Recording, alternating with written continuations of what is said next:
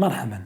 Donc aujourd'hui, on va commencer le cours du dipôle RL. Pour étudier le dipôle RL, il faut absolument avoir une idée bien précise sur la bobine. Donc, c'est quoi une bobine?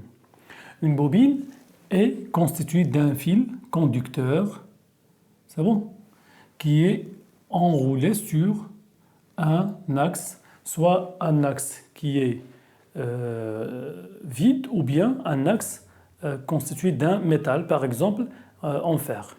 C'est bon? Donc la bobine هي هذه واحد السلك ملوي بزاف المرات ان فيل كوندكتور ملوينو بزاف المرات على واحد لاكس. C'est bon? Donc il est كنغيدوز فيه واحد l'intensité I, une intensité I qui lui traverse. Donc كتكون عندنا la tension هي UL. Donc UL c'est la tension entre les bornes d'une bobine. C'est bon? La tension entre les bornes d'une bobine est exprimée sous la forme suivante. UL égale RI plus L fois DI sur DT. Pourquoi? Parce que la bobine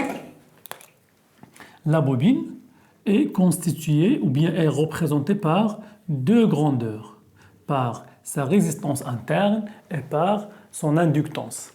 Ça veut dire quoi la résistance interne? Puisque le fil conducteur possède une résistance, bien sûr, le tronc commun, un fil conducteur possède une résistance qui est négligeable devant les résistances du circuit.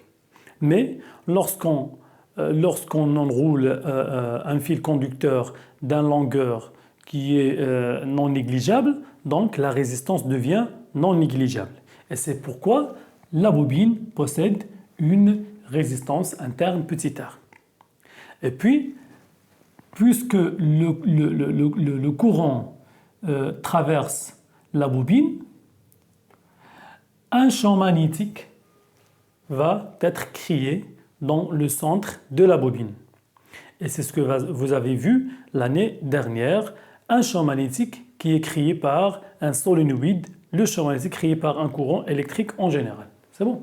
La création du champ magnétique dans la bobine provoque un courant, dit un courant induit, qui impose l'intensité de courant,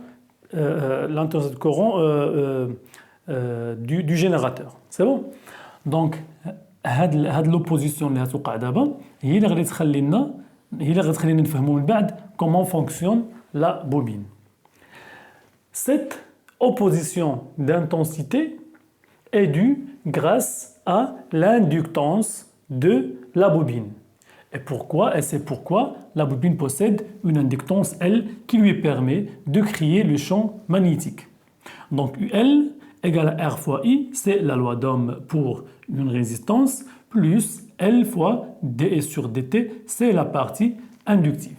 Donc la tension est exprimée en deux parties, la partie résistive et la partie inductive. C'est bon? L est l'inductance de la bobine. Elle est exprimée en Henry, H majuscule. Pour une bobine idéale, la résistance est nulle. Petit r est nul. Bien sûr, une bobine idéale n'existe pas. C'est pourquoi on dit que la bobine est idéale. Mithalia ou mithalia, mais qui n'est pas la physique, la nature. Donc, dans le cas idéal, R égale à 0, ça veut dire que la partie résistive n'existe plus et donc elle va être égale à L fois dI sur dt, c'est ce qu'on a ici. UL égale à L fois dI sur dt, c'est la tension entre les bornes d'une bobine idéale. Et voilà.